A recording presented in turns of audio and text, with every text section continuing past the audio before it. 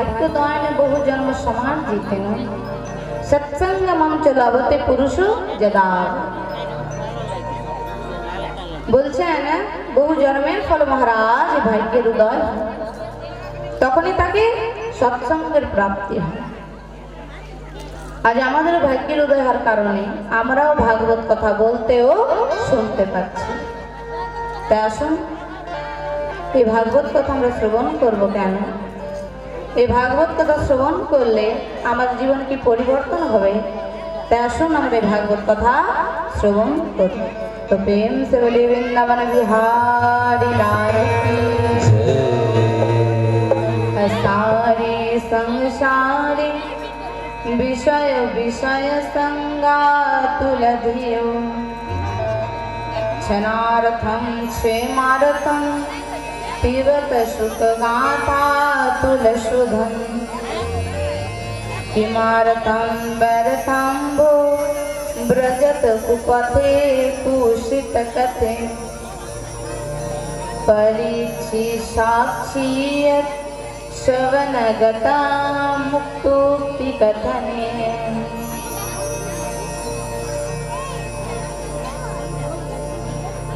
सारे संसारे विषय विषय संगा तुलधिय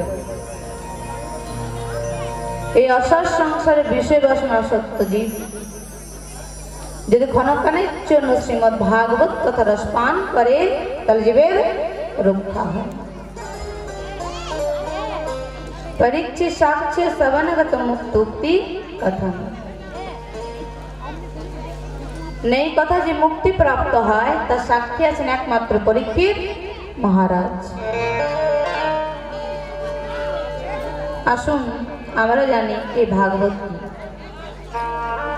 দেখুন আপনারা সবাই জানেন যে ভাগবত কোনো গ্রন্থ না, এই ভাগবত কোনো পুঁথিও না, এই ভাগবত হলো স্বয়ং ভগবান। এই ভাগবতের অর্থ হচ্ছে ভ মানে ভক্তি। তো মন দিয়ে শুনবেন কিন্তু। তো মহারাজ ভক্তি কাকে বলা হয় না? ভগবানের উপর যে শ্রদ্ধা আছে তাকে ভক্তি বলা হয়। গ মানে কি বলছে না? গ মানে বলছেন জ্ঞান। যে ব্যক্তির অহংকার থাকে না তাকে জ্ঞান বলা হয়, এবং যে ব্যক্তি অহংকারে পরিপূর্ণ থাকে তার জানবেন এখনো পর্যন্ত জ্ঞান হয়নি। তাহলে আপনারা নিজেরাই বুঝে যান কার জ্ঞান আছে কার জ্ঞান নেই। ব মানে কি বলছে না? ব মানে বলছেন বৈরাগ্য। দেখুন কোন জিনিসের উপর আসক্ত না হওয়া, যার কাছে টাকা সোনা দানা সব মাটির মতো সমান, এই জ্ঞান যার আছে তারই যেমন একমাত্র বৈরাগ্য ভাব হয়। আর ত মানে কি বলছে না? ত মানে বলছেন ত্যাগ। দেখুন মায়েরা আপনারা কেমন সংসারের কিছুটা সময় ত্যাগ করে ভাগবত কথা শ্রবণ করতে এসেছেন, একে বলা হয় ত্যাগ। তো মহারাজ এই চার প্রকার অর্থের দ্বারা ভগবানকে প্রাপ্ত করা যায়। আপনি যদি বৈরাগ্যকে ধরতে পারছেন না তাহলে জ্ঞানকে ধরুন, আর যদি জ্ঞানকে ধরতে পারছেন না তাহলে ত্যাগকে ধরুন, আর যদি ত্যাগকেও ধরতে পারছেন না তাহলে সব থেকে সরল সুন্দর শ্রেষ্ঠ উপায় হলো আপনি যদি ভক্তিকে ধরেন না। মহারাজ আপনি যদি ভক্তিকে ধরেন তাহলে ভগবান অনায়াসে প্রাপ্ত হয়ে যাবে। প্রেম সে বলে বৃন্দাবন বিহারি লাল। তো দেখুন এখানে শাস্ত্র কি বলছে? নিগম কল্পতরুর গলিতম ফলম শুকমুখাদ্রমিদদব সংযুতম পিবতম ভাগবতম রসমালয় মুহুরহো রসিকা ভূমি ভাবুকা। অর্থাৎ না বলছেন নিগম মানে বেদ। নিগম কল্পতরু গলিত ফল, বেদরূপী কল্পবৃক্ষের গলিত ফল যার নাম শ্রীমদ্ ভাগবত। ফল মিষ্টি কিনা টক সেটা আমরা বুঝবো কিভাবে? দেখুন, ফল মিষ্টি নাকি টক এটা নির্দিষ্টভাবে পরীক্ষা করার ক্ষমতা একমাত্র শুক পাখির। যদি ফল টক হয় তাহলে শুক পাখির মুখের রস সেই ফল মিষ্টি, তো সেই ফল মিষ্টি হয়ে যায়।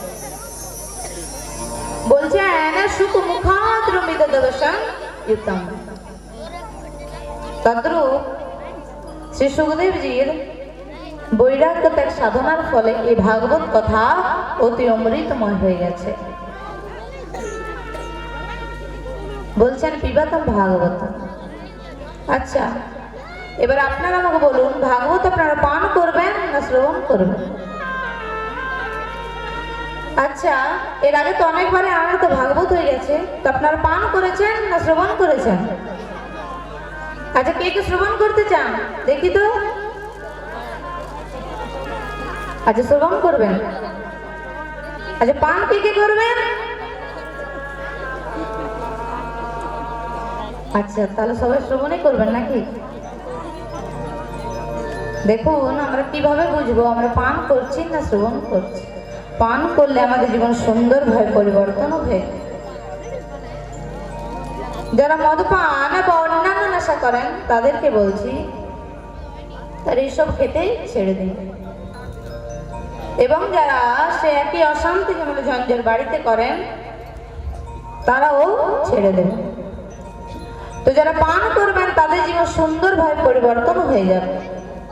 এবং যারা সে একই অশান্তি ঝামেলা ঝঞ্ঝার বাড়িতে করবেন তারা জানবেন শ্রবণ করেছেন, কিন্তু মহারাজ পান করেন।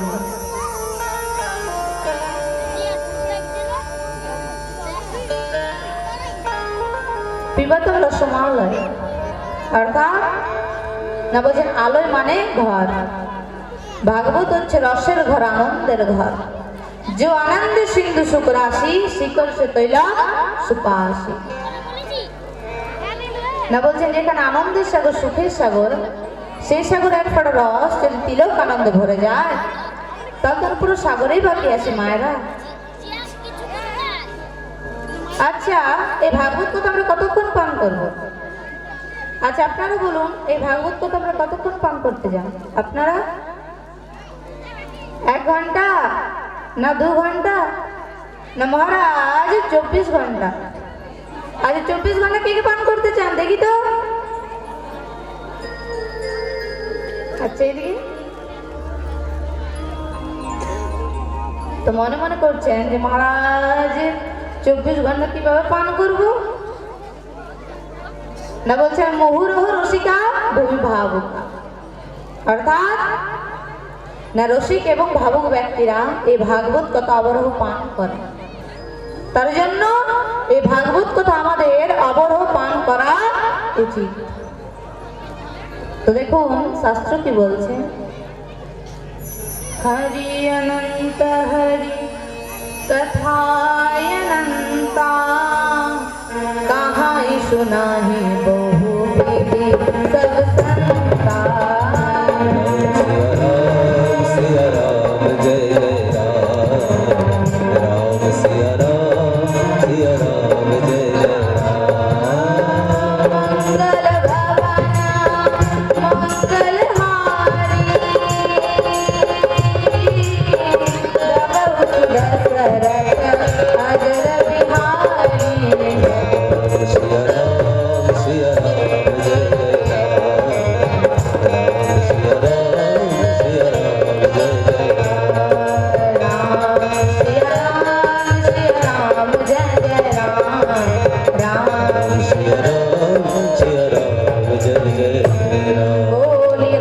मंगल भवन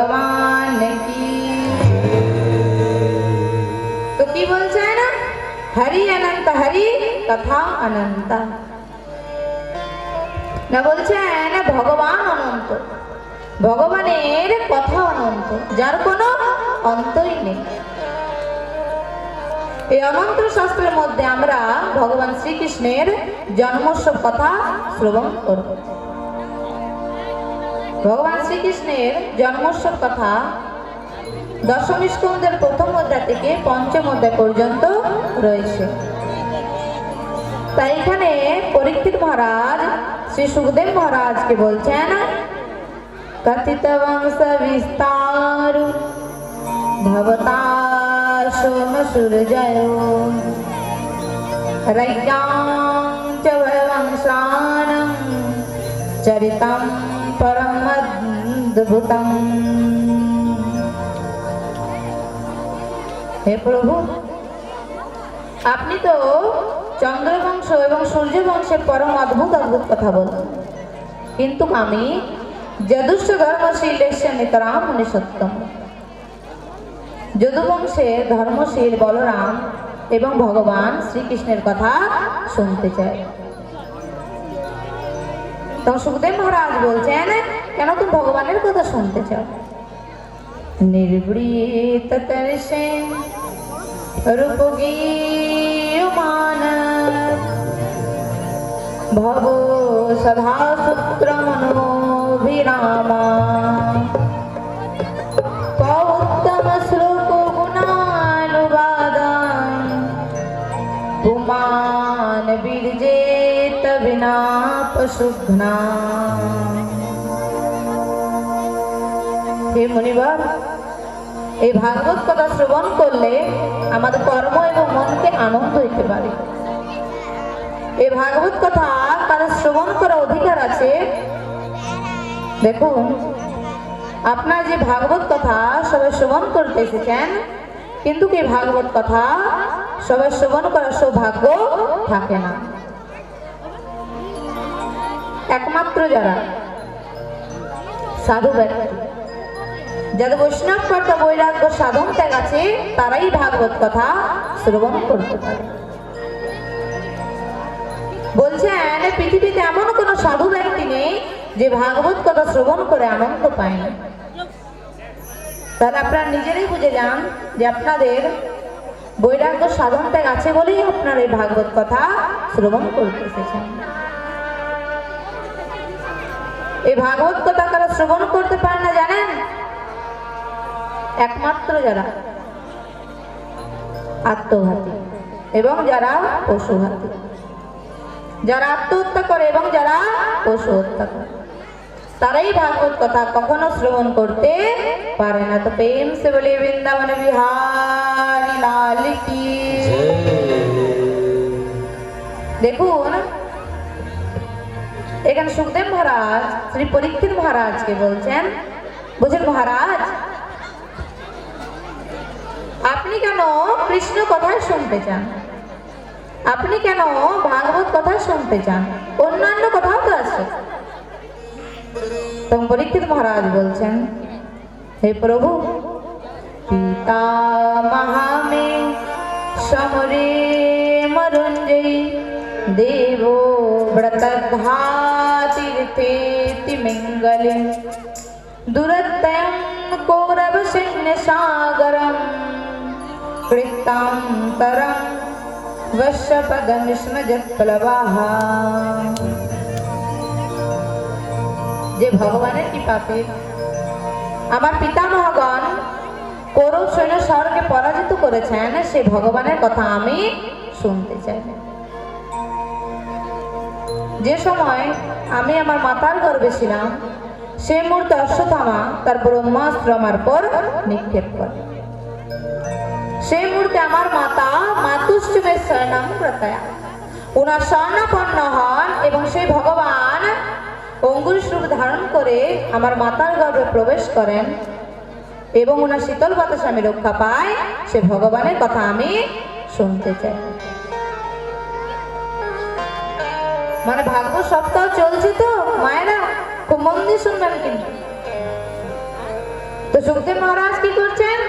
ভাগবত পাঠ করছেন, আর পরীক্ষিত মহারাজ শ্রবণ করছেন। তাই এখানে পরীক্ষিত মহারাজ প্রশ্ন করছেন,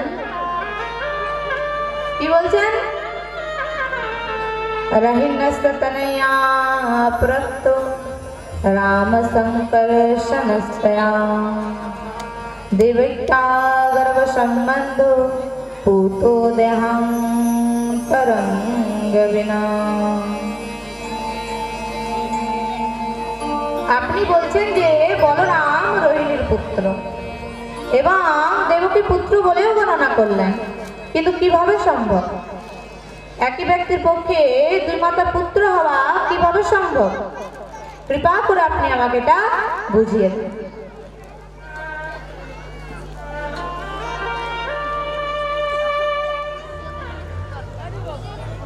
तो परीक्षित महाराज बोलते निश्चाति दुस्सह चुम्बं तत्तोदमपि बाधते पिबन्तं तं मुखं भोजं चुतां हरि कथामृतम्।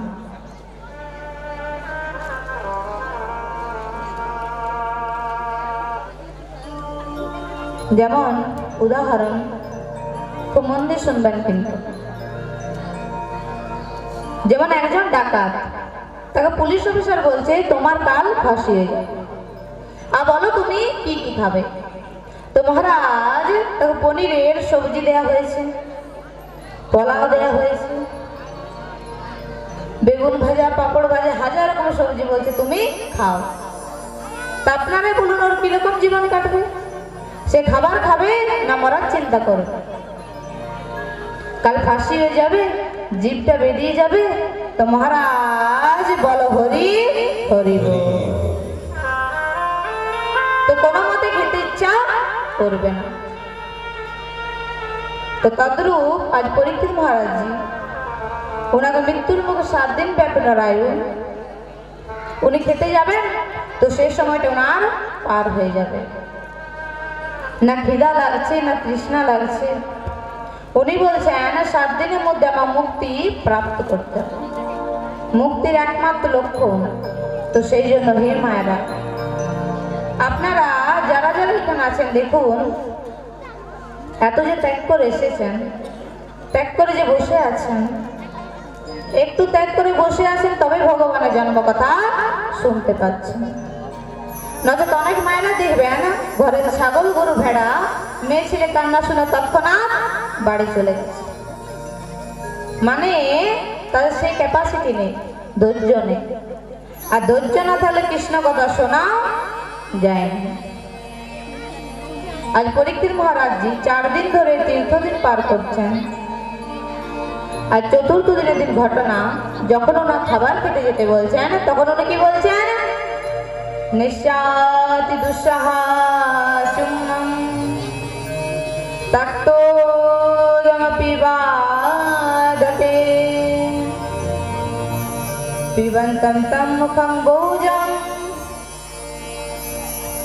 চুতাম হরি কথামৃতম।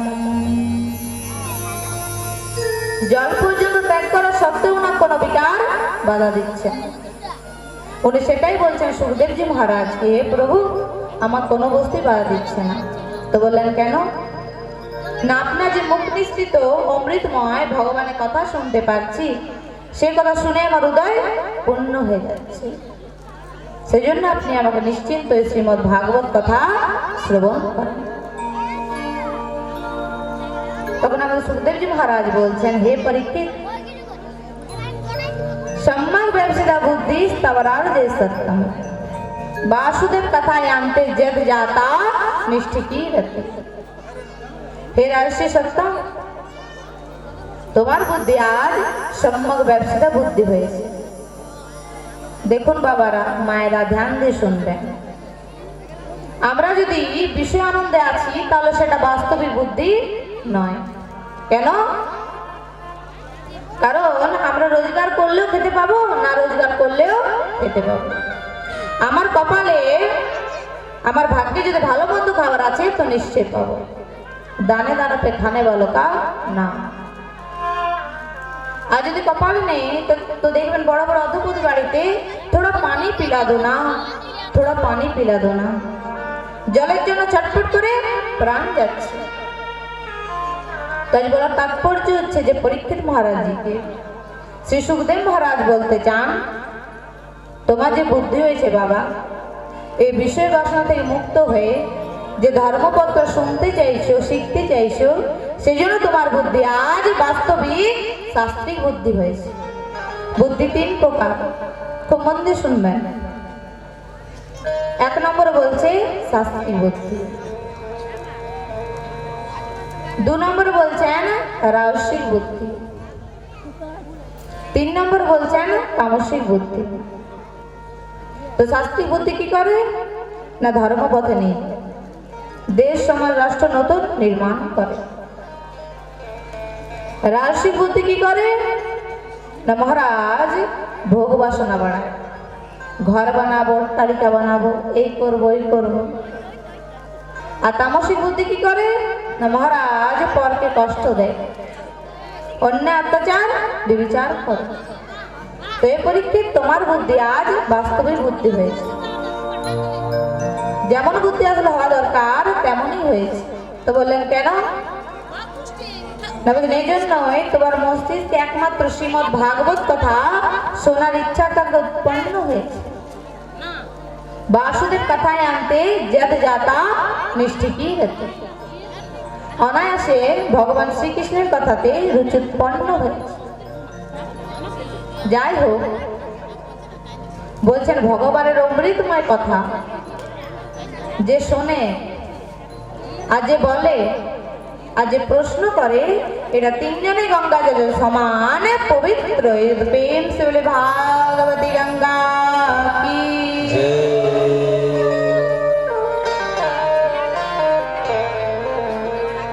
আসুন বাবারা মায়েরা, আমরা জানি ভগবানের অবতার কেন। দেখুন আমাদের ভাগবতে বলা হয়েছে ভূমির দীপ্ত নিপ ব্যাজ দৈতানিক শতায়ুতে আক্রান্তা ভুরি ভারেণ ব্রহ্মাণং শরণং যুজু।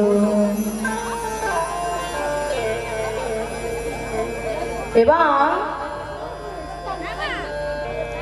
গীতাতে বলা হয়েছে যদা যদা হি ধর্মশ্চ গ্লানির্ভবতি ভারত অভূতানাং ধর্মশ্চ তদাত্মনাং সৃজামহ। এবং রামায়ণে বলা হয়েছে जब जब हुई धर्म की हानि बड़ाई असुर अधम अभिमानी।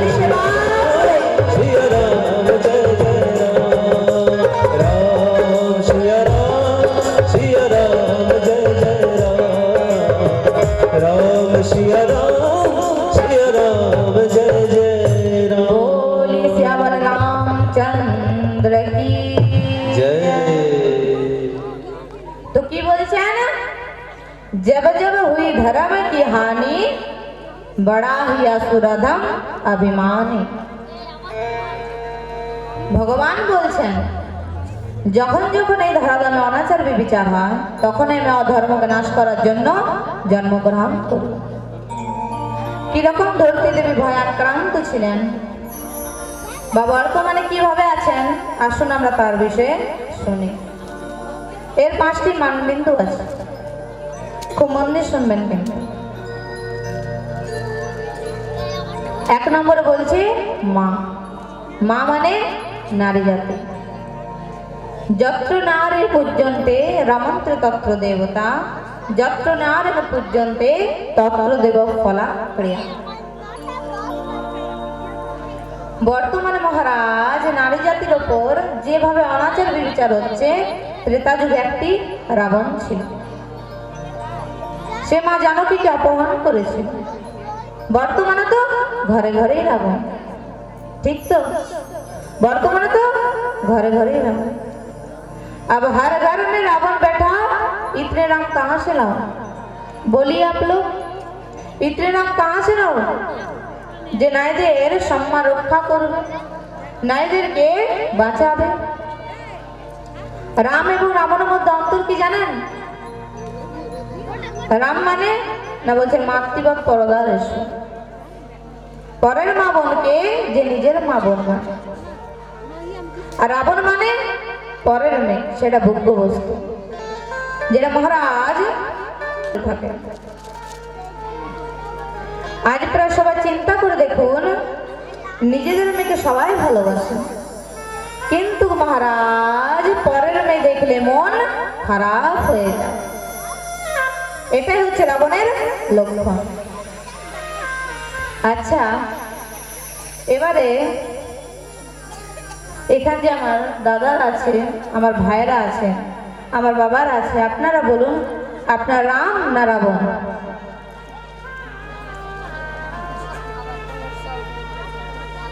আচ্ছা, রাম কে দেখি তো। আচ্ছা, তাহলে সবাই রাবণ নাকি?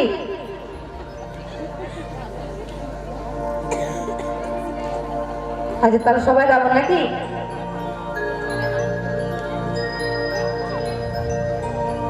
আজ ভারতবর্ষ দুঃখিত কেন জানেন? নারীদের অসম্মানের জন্য, নারীদের অত্যাচারের জন্য। সেজন্য আমাদের সবাই একসঙ্গে মিলিত হয়ে নারীদের সম্মান রক্ষা করতে হবে, নারীদেরকে বাঁচাতে হবে, যার দ্বারা ধর্ম, সংস্কার, সংস্কৃতি, দেশ, রাষ্ট্র, সমাজ রক্ষা হবে। কিন্তু মহারাজ রক্ষা করে তো দূরেই যাক। এই কয়দিন আগে কলকাতা আরজিকর কলেজের এক ডাক্তার পড়ুয়া মেয়েকে কেমন ভাবে অনাচার করে, বিবিচার করে, অত্যাচার করে হত্যা করা হলো, তার প্রমাণ তো আপনারা সবাই জানেন। তাহলে আপনারা বুঝতেই পারছেন যে ভারতবর্ষ নারীদের কোথায় সম্মান আছে। এরাই হচ্ছে কলির রাবণ। 2 নম্বর কি বলছে? গোমাতা। ভারতবর্ষে 36,000 জায়গা আছে যেখানে গো হত্যা করা হয়। প্রত্যেক দিন 36 লাখ গো হত্যা হচ্ছে। কত? 36 লাখ। মানে এক একটা বুচটখানাতে পার ডে 1000 করে গো হত্যা হচ্ছে। সেজন্য গো রক্ষা করতে হবে, আমাদের গো মাতাদের বাঁচাতে হবে এবং গো পালনও করতে হবে। কিন্তু মহারাজ বর্তমান গো পালন করছে না কেউ। সবাই কি করছে? কি করছে মায়েরা? কুকুর পুষছে। গ্রাম আর শহরের মধ্যে অন্তর কি জানেন? গ্রাম আর শহরের মধ্যে অন্তর এটাই আছে, দেখবেন শহরের গরুগুলো, গাইগুলো রোডে ঘুরে বেড়াচ্ছে আর প্লাস্টিক খেয়ে খেয়ে মারা যাচ্ছে, আর কুকুর কিনে ঘুমাচ্ছে তারা। কুকুরের পায়খানা পরিষ্কার করবে কিন্তু গোবর পরিষ্কার করবে না। আর সেটাই দেখবেন গ্রামে গরু গাই সবাই ঘরের ভিতরে রাখে আর কুকুর সব বাইরে ঘুরে বেড়ায়। কিন্তু মহারাজ বর্তমানে তো কিছু বলাই যাচ্ছে না। বর্তমানে তো গ্রামের শহর হয়ে গিয়েছে, গ্রামের মানুষ এইসব কাজ বেশি করছে, গ্রামের মানুষ এইসব আচরণ বেশি করছে। সেই জন্য জীবনে চেষ্টা করবেন গো পালন করতে। যদি গো পালন করতে পারবেন না, তাহলে নিকটবর্তী যেখানে গোশালা আছে সেখানে গো দান করবেন। 3 নম্বর কি বলছে? পৃথিবী মাতা, অখণ্ড ভারতবর্ষ। হিমালয় থেকে সমুদ্র তট পর্যন্ত, গান্ধার থেকে ব্রহ্মদেশ পর্যন্ত এই বিস্তৃত ভূমণ্ডলকে ভারত বলা হয়। তাই যে গান্ধার আফগানিস্তান হয়ে গেছে, আর ব্রহ্মদেশ তিব্বত হয়ে গেছে। সেখানে সনাতন ধর্ম অবলম্বী একটিও নেই। নিত্যই পৃথিবীতে মায়ের গর্ভে পাপ কাজ করা হচ্ছে, রাসায়নিক খাদ্যের দ্বারা মাটির উর্বরতা শক্তি নষ্ট করা হচ্ছে। সেজন্য আমাদের সাবধান হতে হবে। 4 নম্বরে কি বলছে? মঠ মন্দির। খুব মন দিয়ে শুনবেন কিন্তু। ভারতবর্ষে 33 কোটি মন্দির ছিল। কত? 33 কোটি। বর্তমানে 13 কোটি মন্দির আছে। তো আপনারা বলবেন 33 কোটি মন্দিরের মধ্যে 13 কোটি মন্দির আছে, তাহলে 20 কোটি গেল কোথায়? তো সেই সময় মহারাজ মুঘল বা ইংরেজরা যখন এই ভারতবর্ষ আক্রমণ করেন, তখন তারা নিজের বাহুবলে মন্দিরগুলোকে ভেঙে তারপর মসজিদ বানিয়ে দেন। যে কারণে মহারাজ বর্তমানে আজ 13 কোটি মন্দির আছে। দেখুন, আজ আপনারা চম্বলে যান, চম্বলে সমস্ত মসজিদের তলে তলে বিশাল বড় বড় মন্দির বেরোচ্ছে, ভগবানের প্রতিমা বেরোচ্ছে। চলুন আমরা অযোধ্যাতে যাব, সেখানেও বাবরি মসজিদ বানিয়ে দিয়েছিলেন। মথুরা তো দেখবেন, মথুরা তো যেটা আসল মন্দির সেটাকে মসজিদ বানিয়ে দিয়েছে, আর আমরা যেটা দর্শন করি সেটা কিন্তু মহারাজ আসল মন্দির নয়। দেখুন, আর সকলে চিন্তা করে দেখুন, এই ভারতবর্ষকে ধীরে ধীরে টুকরো করে দেওয়া হচ্ছে। টুকরো করে দেওয়া হচ্ছে মানে গান্ধার যেটা বর্তমানে আফগানিস্তান, সেখানে হিন্দুবাদী লোক একটাও নেই, সব মহারাজ মুসলিম পরিবার আছে। আজ এই ভারতবর্ষকে ধীরে ধীরে ছোট্ট করে দেওয়া হচ্ছে। আর আমরা কি করছি? না কেবলমাত্র মহারাজ খাচ্ছি, ঘুমাচ্ছি, রোজগার করো, খাও, ঘুমাও, সংসার ধর্ম করো আর মরো। তাছাড়া মহারাজ আর কিছুই জানলাম না। আরে দেশ সমাজ রাষ্ট্র রক্ষা করবে কে? এখন তো বাংলাদেশের ঘটনা আপনারা দেখতেই পাচ্ছেন, কত অনাচার হচ্ছে আমাদের উপর, কত বিবিচার হচ্ছে, তবু চৈতন্য নেই তার। ধর্মটাকে বাঁচাবে কে? ধর্মটাকে রক্ষা করবে কে? ধর্মটাকে রক্ষা করার জন্য আমি দেখেছিলাম মহারাষ্ট্রের একজন সাধু, তিনি কিডনি বিক্রি করে দিয়ে ভাগবত পাঠ করালেন। না তিনিও ধন্যবাদ না, কেন না বলছে মহারাজ আমি সংকল্প নিয়েছিলাম প্রত্যেক বছর ভাগবত পাঠ করাবো। 1 বছর পয়সা জোগাড় করতে পারলাম না, তো কিডনি বিক্রি করে দিয়ে ভাগবত পাঠ করালাম। আর ভাগবত পাঠের যারা পাঠক এসেছিলেন সবাইকে দান করে দিলাম। একটা কিডনিতে এখনো তিনি জীবিত আছেন। তো জোর সে বল দিজিয়ে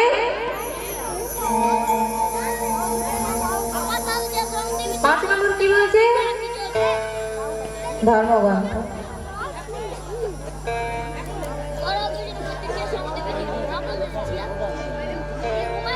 দেখুন আজ মুসলিমরা কি করছে? তাদের ছেলে মেয়েদের ধর্মগ্রন্থ পড়াচ্ছে, মানে কোরআন পড়াচ্ছে। আজ খ্রিস্টানরা কি করছে? তাদের ছেলে মেয়েদের বাইবেল পড়াচ্ছে। আর আমরা কি করছি? কেউ গীতা, রামায়ণ, ভাগবত পড়ান আপনার সন্তানদের? কেউ না। দেখুন বর্তমানে কি হচ্ছে বলে দিচ্ছি। বর্তমানে মা বাবা, পাড়া প্রতিবেশী যার কাছে আর্থিক হলে সে সন্তানকে মিশন স্কুলে জ্ঞান দিচ্ছে, মহারাজ ইংলিশ স্কুলে পড়াচ্ছে, যাতে তার সন্তান বড় হয়ে ভালো অর্থ উপার্জন করতে পারে। তাকে ধর্ম, সংস্কার, সংস্কৃতি থেকে দূরে রাখা হচ্ছে। সেজন্য আমাদের সাবধান হতে হবে। পড়ালেখার সাথে সাথে ধর্ম সংস্কার সংস্কৃতিও রক্ষা করতে হবে, তা না হলে আমাদের অন্তত দয়নীয় অবস্থা আসতে পারে। तो प्यार से बोल दीजिए भारत माता की।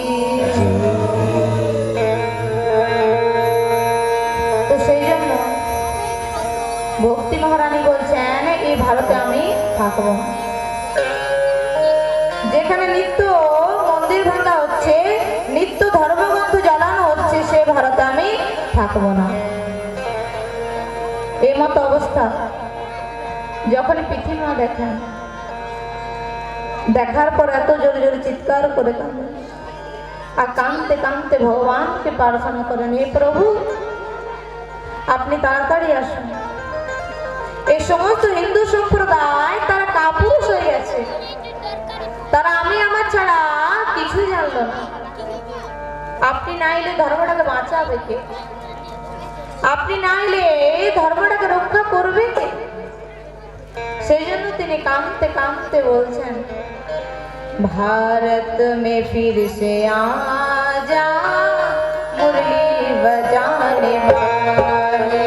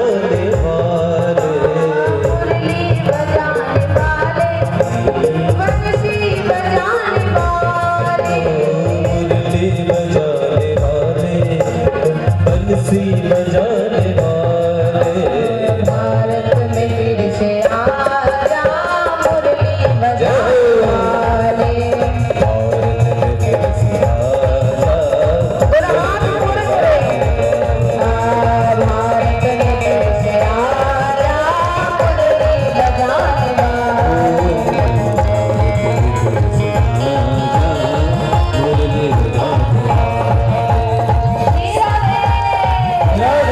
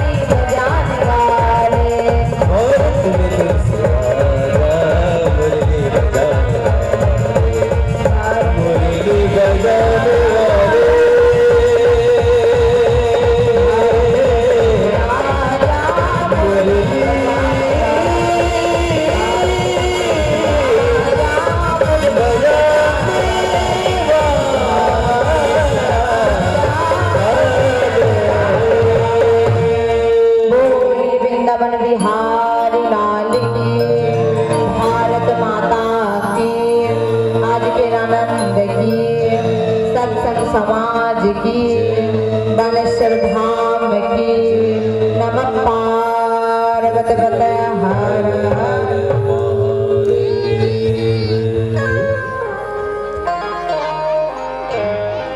वसुदेवे गृहे साक्षात् भगवान पुरुष परम, जनिष्यति तत्प्यार्थं संभवन्तु सुरस्त्यो। সাক্ষাৎ রাধা রাধা গোবিন্দ বসুদেবের গৃহে জন্মগ্রহণ করবেন। তোমরা সকল প্রিয়া রাধা রানী উনার সেবান্তে শ্রীরাম বৃন্দাবনে বিভিন্ন প্রকার রূপ নিয়ে জন্মগ্রহণ করবে। দেখুন, খুব মন দিয়ে শুনবেন। বসুদেব এবং দেবকীর বিবাহের সংবাদ হলো। কিছুদিন পর মহারাজ তাদের অনেক আয়োজন করে ধুমধাম করে বিবাহ সম্পূর্ণ হল। যখন দেবকীকে বসুদেব তার বাসায় নিয়ে যাচ্ছিলেন, সে মুহূর্তে দেবকী অনেক কান্না করতে শুরু করে। তখন কংস মহারাজ তার বোনকে দেখে বলে, তুমি কাঁদছো কেন? তোমার এই দাঁড়া থাকতে তোমার তো ভয় কিসে? আমাকে দেখলে মহারাজ সবাই ভয়ভীত হয়ে যায়, সেই জায়গায় তুমি আমার বোন হয়ে কাঁদছো। আর এই বসুদেব যদি তোমায় কিছু করে তাহলে আমি তাকেও ছাড়ব। তখন দেবকী বলছেন, আমার খুব ভয় করছে দাদা, আমার মনে হচ্ছে কিছু একটা অঘটন ঘটবে। তখন কংস মহারাজ বলছেন, আচ্ছা চলো তাহলে তোমাদের আমি পৌঁছে দিয়ে আসি। এবার জানেন কি হলো? রথে যেতে যেতে আকাশবাণী কংসকে সম্বোধন করে বলতে লাগলেন, পতি পগ্রহিণাম কংস মা ভয় সাহা শরীরবা,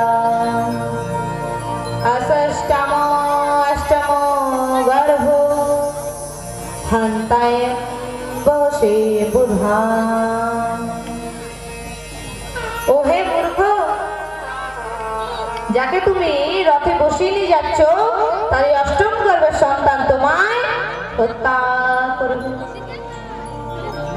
এই কথা শুনতে কংস মহারাজ ক্রোধে তার বোন দেবকীকে আঘাত করতে যায়। তখন বসুদেব চিন্তা করলেন, দেবকী আমার স্ত্রী, দেবকীকে রক্ষা করা আমার কর্তব্য। পরে যা হবে দেখা যাবে, এখন কংসকে শান্ত করতে হবে। শান্ত করার জন্য বসুদেব বলছেন, শ্লাঘানে গুণাসুরে ভবান ভূষস্করভো সাকতম ভগিনী প্রিয়মুদ্বাহ পর্বণী।